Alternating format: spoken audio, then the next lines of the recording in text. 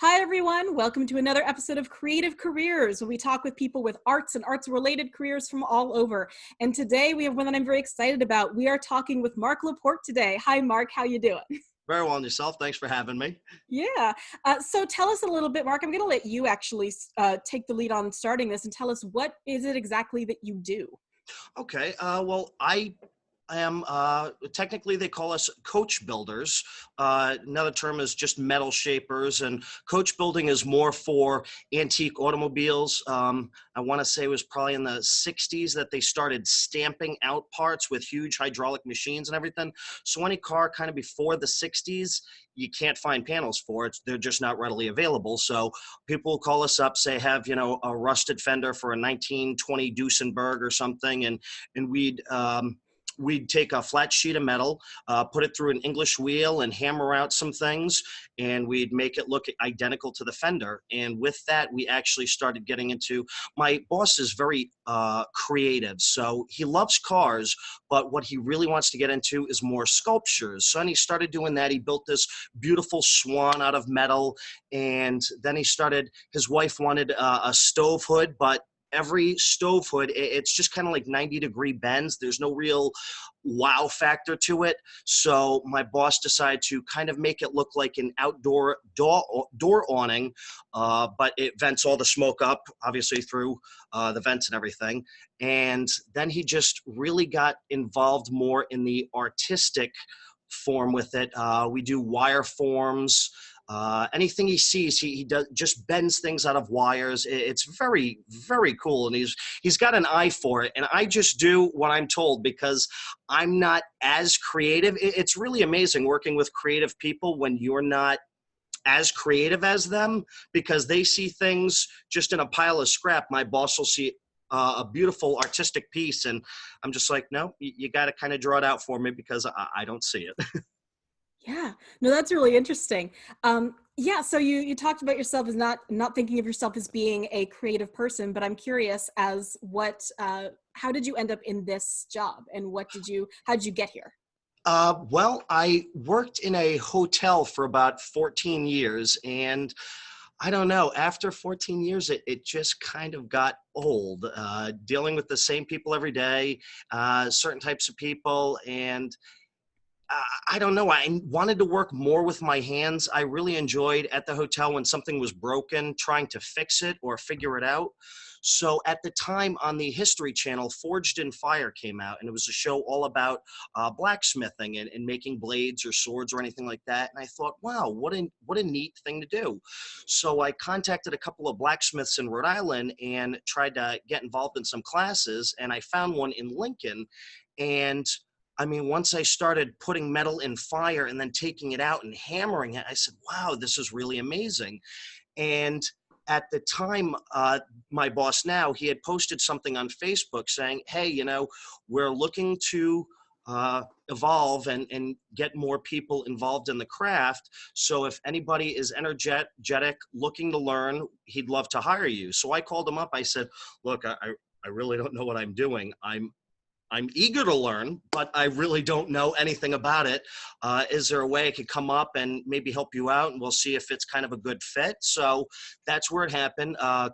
For maybe a month later on the weekends, I would go down, I'd help him out, and we got along really well. And he taught me everything I know about tools and working with metal and all things like that. And so, yeah, then he just said, well, you're not completely crazy. I like that. So January 1st, if you want the job, you're hired. And from there, it's just been 5 years of bliss. That's really cool. So I'm curious, had you ever done anything, taken art classes or done anything artistic on your own? And if so, how was this different or similar? How did it connect to that? To The anything that you've done? closest thing to art would really be music. I played the trombone for about 10 years or so. I don't play it anymore. Of course, once I got out of high school, I stopped playing everything. But that's the only art. I mean, I'll do paint by numbers. And shaping metal is definitely not like paint by numbers. It's a whole other thing. The biggest thing that took a lot of learning was mostly welding. welding the metal together. It was MIG welding is a lot easier because it's just kind of like using a hot glue gun, except it's hot metal. TIG welding, it's more like a heated, like soldering, but only at really, really high temperatures. So that took a while because my hands, they're not steady, they shake a lot. So TIG welding was one of those things I had to learn to really control myself, not have any coffee, and just go with it. But yeah, I mean, it's just amazing, especially when you have a creative person who sees where you're going wrong and he says, no, no, you want nice flow, you know, you want a nice compound curve, or things like that. And it's just, he's really given me an eye for detail.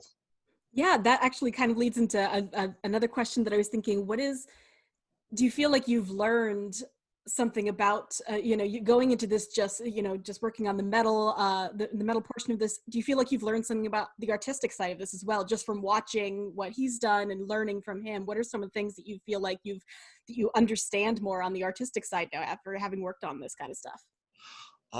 Well, I've gained an appreciation. I mean, I'm not really a car person, don't tell my boss.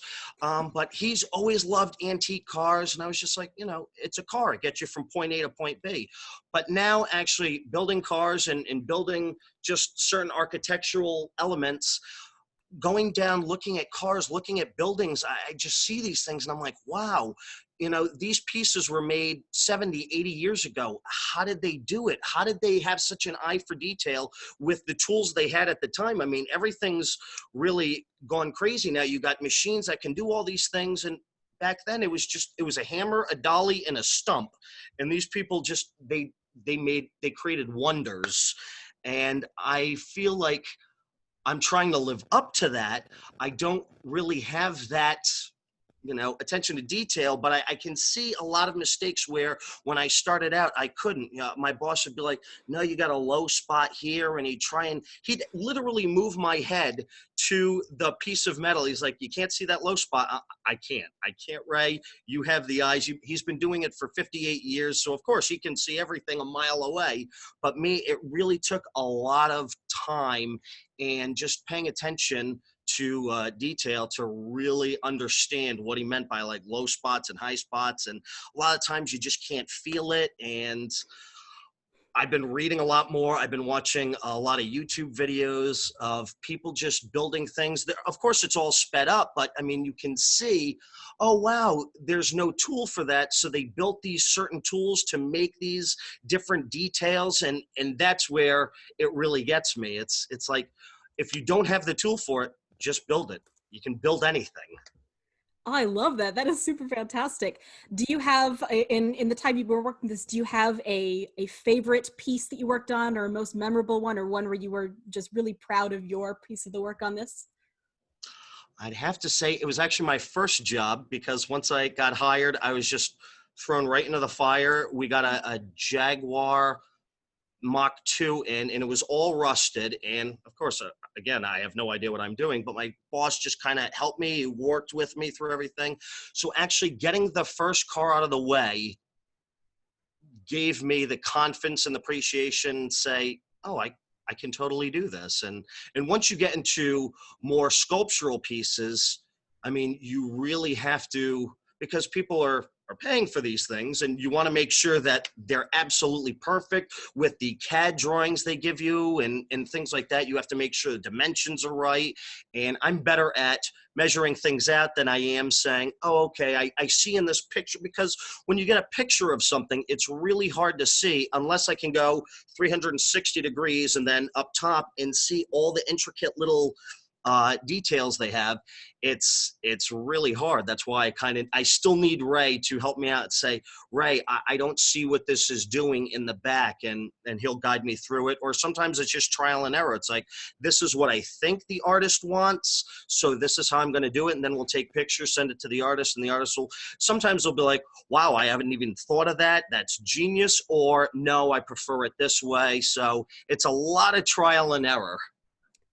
Interesting. All right. So as we close out, obviously we're putting these out there at a time when a lot of students are, at home, stuck at home. They can't necessarily go out and take a class on anything or watch other people work, what would be something that if somebody watches this and thinks, oh, that sounds like something that I might be interested in, what would you suggest that they do from home right now to work on a skill that would be useful in this field? Well, the best thing I could say is everybody has, or everybody I believe should have. I mean, I live in Situate, I live in the country, nobody throws anything away. So, I mean, if you have any old piece of metal or just even little scraps, take nails or nuts and bolts and make little guys out of it. Little figurines, because that's what I do in my spare time when I'm at the shop. I'll go through the scrap bin and I'll take out little pieces of angle iron and I make these crazy faces. Or yeah, everybody's got nails. Everybody should have bolts and nuts. Just try and make something. I mean, I made a little cool little motorcycle out of nuts, bolts, and I bent nails, and I just kind of tack welded it together.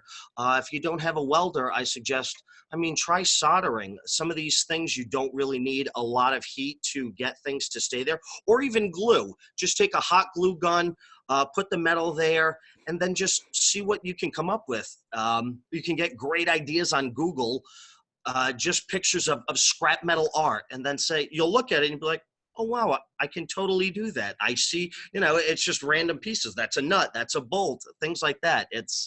Uh, Everybody's got metal. Just try it out. Yeah, that's super cool. Thank you so much for sharing a little bit about your work with us. My pleasure. Oh, fantastic. All right. Thank you so much, viewers. And don't forget to tune in again tomorrow at 1 p.m. for more Let's Be Creative Arts content. We'll see you then.